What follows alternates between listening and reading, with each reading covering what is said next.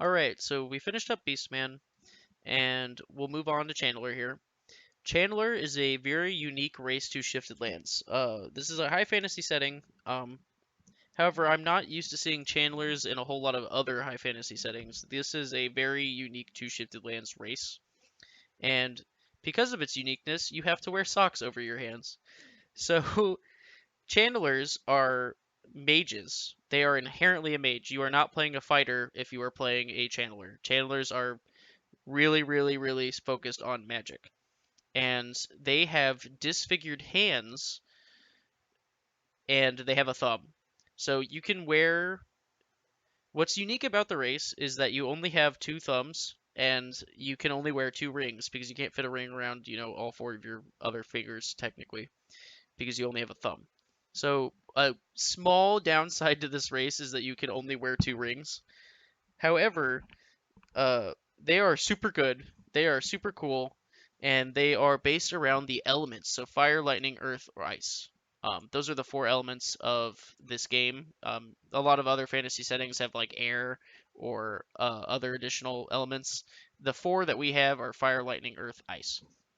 And what you do when you pick a Chandler is you put socks on your hand, you use claws that we've talked about in Beastman, they use claws and they have a birthmark that represents the element that they're attached to.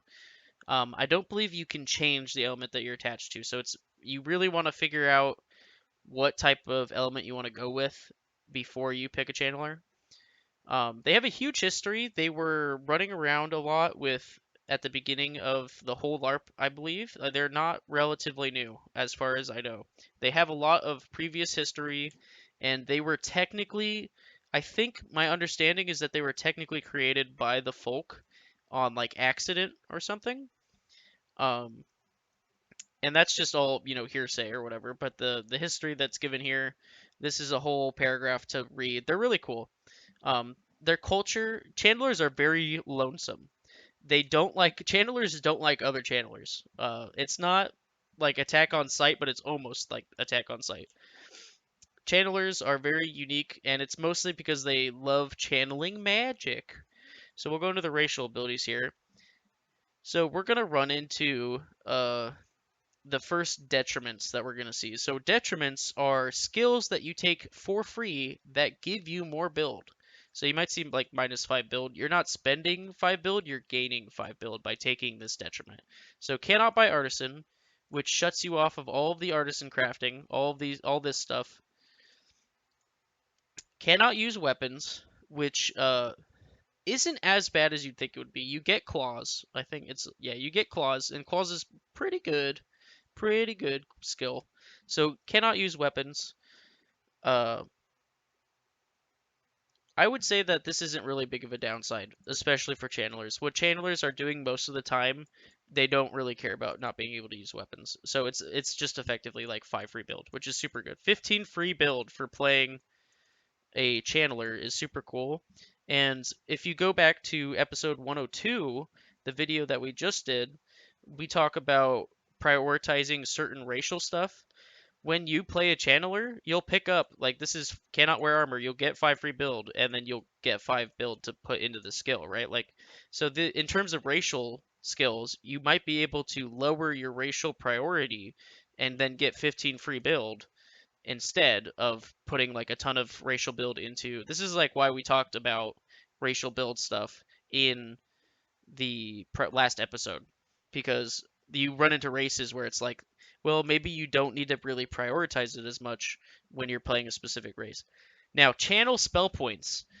Um, I personally haven't played a channeler, but my understanding is that essentially this lets you a advanced mage who has a lot of sorcery, let's say, says, hey, I have like a bunch of extra sorcery. I'm not going to use this. Do you want it?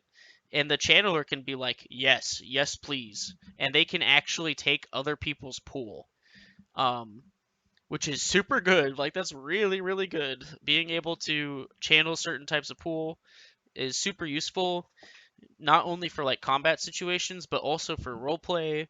Um, roleplay and some later on you can do some ritual stuff, and rituals are like this whole other thing. Like we're not even gonna get into that, but it's really convenient to have a channeler around, honestly, because you can be like, hey, I'm paying you in skill to do this. I'm paying you in pool. Can you do this for me instead of me doing it? And like channelers will take that deal, man. Like channelers are super good. They channel spell points. I wonder. Let me skim through this real quick. Ah, yes. This racial ability also enables and requires a character to spell strike all spells. Now, we haven't really talked about spell strikes or strikes in general besides the knavery and weapon mastery stuff. A spell strike is instead of casting a spell and throwing a packet, which is how you do spell casting in Shifted Lands, you say the incantation like you would normally cast a spell, and you smack somebody with your claw, and that is what you use to cast a spell. So like they are a melee spell casting race, which is very unique. You know, like in terms of high fantasy, you don't see stuff like that very often. And this is actually super good because incantations are very long. So you'll have to say something like, with Eldritch Force, I invoke X spell. And with a spell strike, you don't have to say the whole incantation, is my understanding. You just say spell strike, X spell, and then you whack them, which is really, really useful when you're in a lot of combat situations, and saying a full incantation can be pretty difficult sometimes, where like saying a whole sentence versus saying I focus summon fireball versus spell strike fireball is really makes a big difference over the course of a particularly long combat, both for your lungs and your voice. And it's also just like really good. Spell strikes are also very hard to get to dodge. A spell strike you can land on their shield, and it will still affect them even if you didn't hit their like body. Spell strikes are really cool. This is a very strong skill, and it's only 5 build. Like, this is actually a very good skill. This is very nutty. And it's like one of the main, this is the main reason you play Channeler, is to be able to spell strike your skills. Um, and it's totally worth not being able to use weapons, honestly. Claws, we already talked about claws. Claws are super good. It's undisarmable. It counts, it's basically representing your hands and your feet as weaponry. So for beasts, this would be like, their teeth, or they have sharp literal claws. And for channelers, they have these mangled, sharpened defensive, like, hands, the sock hands. And that's what they represent with claws. Mystic armor is pretty cool. Mystic armor is armor that you don't have to physically wear. So when we covered purchasing armor in the priority section, we talked about how you can like max out at like 200, I think. That involves you wearing 200 points worth of armor. So if you come up with a chest plate, that's like, I don't quote me on this, but it's like 75 or something. But even if you paid for like 200 points of armor in terms of build, like you have to physically represent 200 points of armor. So when you have a skill that lets you represent armor as opposed to actually wearing armor, it's typically pretty awesome because you don't have to worry about it for costuming, and you don't have to uh, lug around heavy armor all day, which is really adds up, especially over the course of multiple events.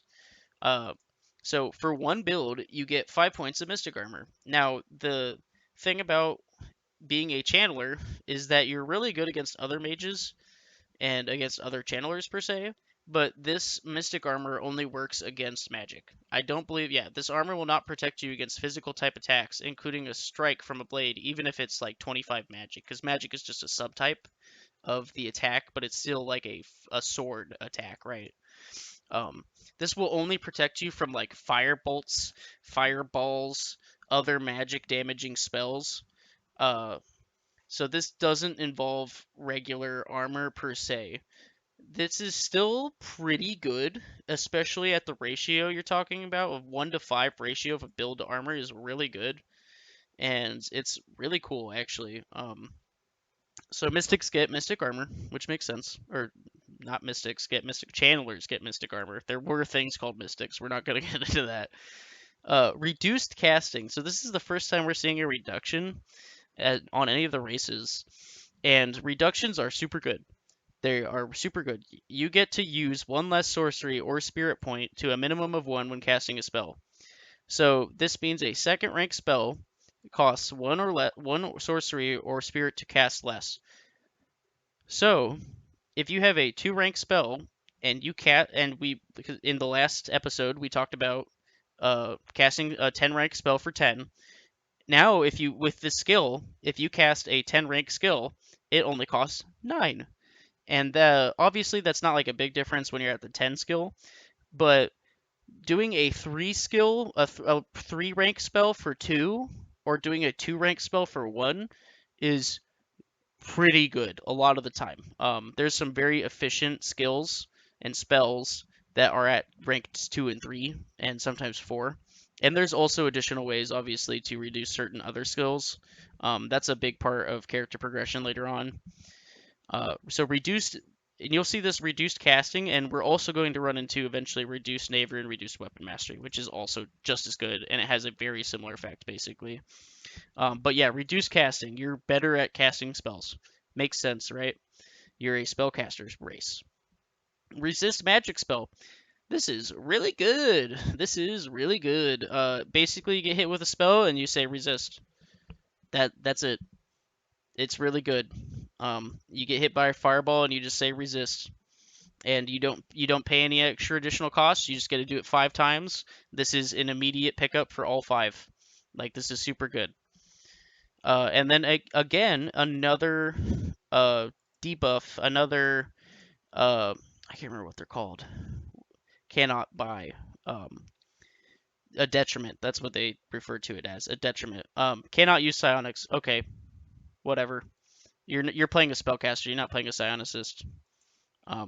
Cool. I'll take the 2 free build every day of the week when I'm playing a Chandler. These are awesome. So elders. All right, we're gonna have to talk about a little bit about rituals. So later on, when you're really, really, really advanced into spellcasting, there is another form of spellcasting called rituals, and essentially, elder channelers get to do stuff with like how they channel magic for regular magic, like they channel spirit and sorcery. They get the ability to ritual strike instead of throwing a ritual, because eventually as a spellcaster, you'll be able to throw a ritual, and they get to ritual strike a ritual, which is, when talking about rituals, man, that's really good, like unbelievably good. These channelers are super cool. 10. Oh, what? Oh my gosh, they max out at 10? That's nuts. That's actually gross. Uh, wow. Channel spell is also really good. See, I personally, I've only played like 2 or 3 races personally. So a lot of these races that I'm covering are not like, I don't have a lot of inherent knowledge about them, so I don't know like their numbers and stuff like one for one. But seeing like, man, you can ritual strike 10 times, that's really good. And channel spell 10 times, like you get hit. So instead of getting hit by a spell, like with the resist, where's the resist magic spell, you can absorb the spell and get it back as like sorcery or spirit, which is also really good because that's another 10 defenses against spells. So throwing spells at channelers is probably a bad idea. Good to know. You get even more resist magic spells, right? Like, so they are about absorbing and dealing out magic. That's like the whole thing that Chandler's into, right? So I'm not.